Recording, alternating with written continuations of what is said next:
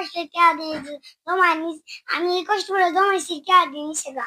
আমি কি তা করতাম, তোমার আম্মু তোমার কষ্টের টিয়া জমা মানে কি দিছে গা? হ্যালো গাইস, আমি প্রতিদিন 30, 40, 20 করে জমাইতাম। এটা করতে করতে 6,000 টিয়া জমা লেছি। কত? 6,000 টিয়া। তারপর আম্মু আজকে আমার ব্যাংকটা ভাঙ্গা 6,000 টিয়া নিয়া ঘরে যে সস্তাইনা হইছে লগে কার্পেট আনছে। এখন কি দাম দর্শক কি তা কইবা?